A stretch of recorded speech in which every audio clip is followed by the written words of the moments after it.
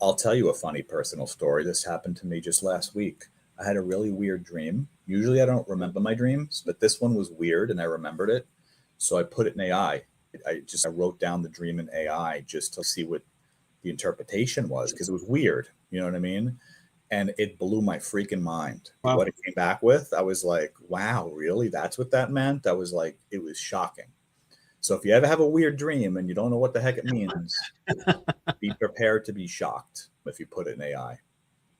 So speaking of I saw an article about OpenAI about to offer a secondary batch of stock, not to the public yet. Obviously, they're still supposedly a nonprofit with a valuation coming out of 600 billion. 600 billion. Yeah. That's crazy. And it Yeah. makes sense. Yeah. It's the fastest growing company as far as subscribers in history.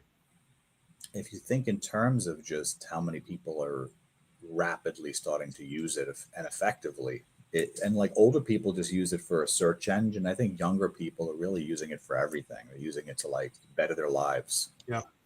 So I think that the limitless nature of it is fantastic, but it makes you wonder what's it going to replace. I guess there was always that apprehension throughout history. When my great grandfather was a blacksmith, he used to shoe horses. So what happened to his job? You know what I mean? Yeah. And then you look at people who maybe worked in data entry or worked in as file clerks, but then now with computers, you don't need as much of that anymore. So there's always going to be something that kind of gets taken over. I think it's just what I think is disturbing is the rate of speed, which that'll happen. Usually things take time.